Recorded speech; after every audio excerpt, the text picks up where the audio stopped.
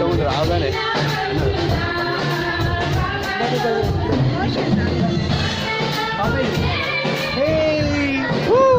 దా దా దా దా దా దా దా.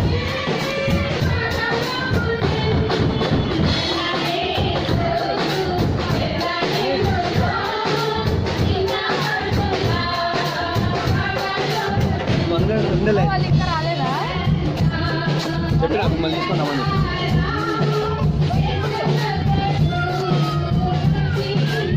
నీకు ఇది ఇయ్యాను. నాకు పప్పు పెట్టి నాకు ముద్దు పెట్టి ఇస్తాను. వస్తుంది వస్తుంది.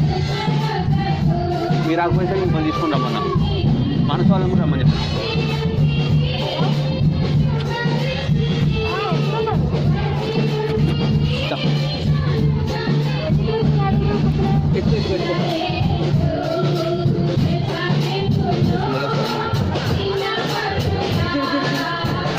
హాయ్.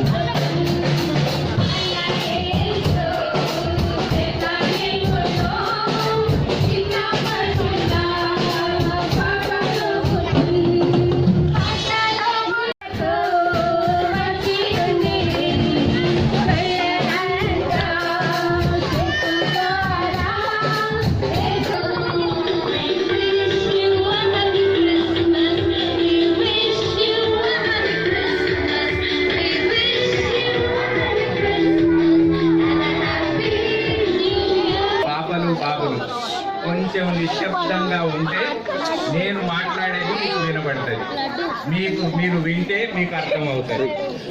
ఆ రీతిగా ఉండకుండా మీ గోల మీకే ఉండి నా గోల నాకే ఉంటే ఇక్కడికి వచ్చి ప్రయోజనం ఉండదు. కనుక కొంత అర్థవంతమైనటువంటి సమయముగా మనము దీనిని మలుచుకొనటానికి ముందు కూర్చున్నటువంటి పిల్లలందరూ కూడా కాస్త మీ పెదాలను దగ్గర పెట్టండి, మాట్లాడకండి.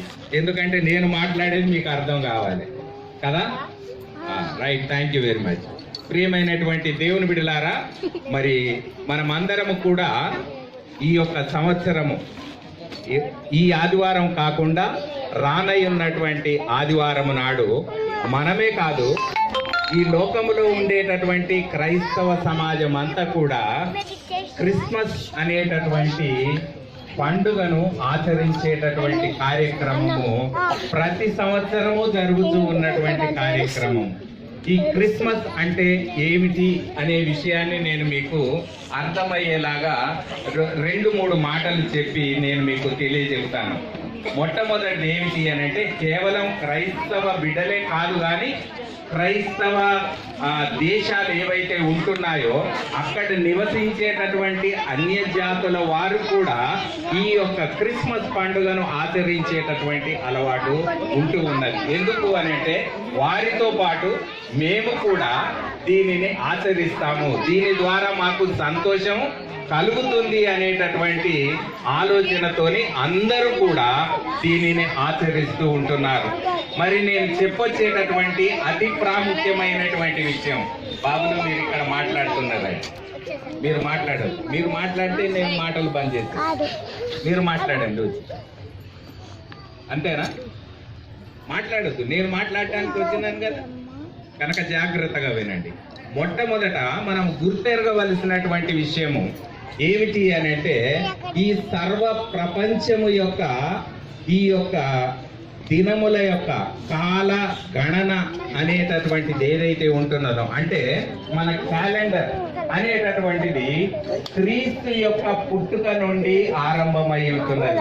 అందుకనే ఈ యొక్క కాల గమనాన్ని మనం ఏ రీతిగా లెక్కిస్తాము అని అంటే, బిఫోర్ క్రైస్ట్, ఆఫ్టర్ డెత్ అనేటటువంటి 2 ఈ యొక్క విభాగింపబడినటువంటి ఆ కాల గమనాన్ని మనము గమనిస్తూ ఉంటున్నాము. కనుక మనము ఈ యొక్క 2016వ సంవత్సరం క్రీస్తు పుట్టి దాదాపు 2016 సంవత్సరాలు అయింది అనేటటువంటి విషయాన్ని చరిత్రకారులు మనకు తెలియజెప్పినారు.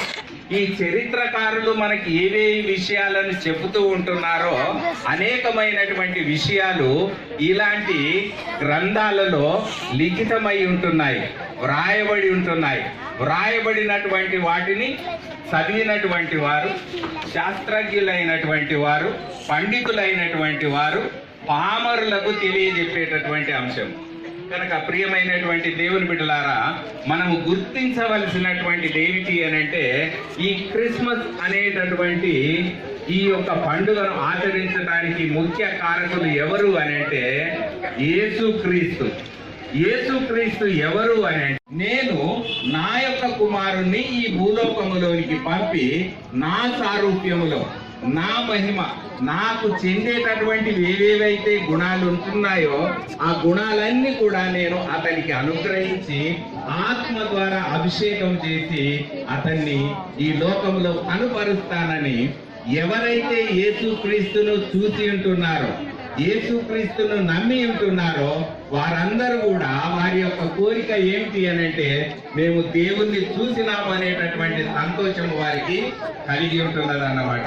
అందుకని ప్రియమైనటువంటి దేవుని బిడ్డలారా, ఈ యేసుక్రీస్తు ఎవరు అని అంటే ఆయన దైవ కుమారుడు, మానవ రీతిగా ఈ భూలోకంలోనికి అరుదించినటువంటి ఒక గొప్ప వ్యక్తి.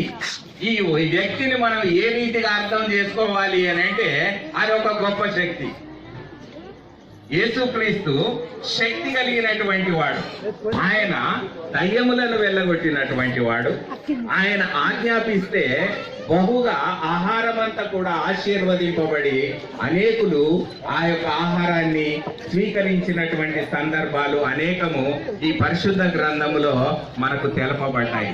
అయితే బాబు, ఇక్కడ జరిగినటువంటి సంఘటన ఏమిటి అని అంటే, ఈ యేసుక్రీస్తు పుట్టినటువంటి సందర్భంలో ఈ యొక్క ప్రకృతిలో కొన్ని వింతలు జరిగినాయి, కొన్ని అద్భుతాలు జరిగినాయి. ఎందుకు అని అంటే, జ్ఞానము కలిగినటువంటి వారు ఆకాశం వైపు చూస్తారు. వారు ఈ ఆకాశంలో ఉండేటటువంటి తారలను అనుభవించటానికి, మానవుడు ఎప్పుడు కూడా ఆశాజీవి, ఈ లోకంలో జీవిస్తున్నటువంటి తరుణంలో ఆశ కలిగి ఉంటాడు. రేపు అనేటటువంటిది ఉన్నది అనేటటువంటి ఆశ మనలో ఏర్పడుతూ ఉంటున్నది కనుక ఈ ఆశ ద్వారా మనం కొన్నిటిని తీర్చుకొనడానికి, ఆశలను కోరికలను తీర్చుకొనడానికి మనం ప్రయాసపడుతూ ఉంటాం. మరి ఎంతమందికి దేవుణ్ణి చూడాలనే ఆశ ఉన్నది? అందరికీ ఉన్నది కదా. అందుకని దేవుడు కూడా ఏమనుకున్నాడు అని అంటే, నన్ను చూడాలని ఆశపడుతూ ఉన్నటువంటి ప్రజకంతా కూడా నన్ను నేను కనపరుచుకుంటా. మరి నేను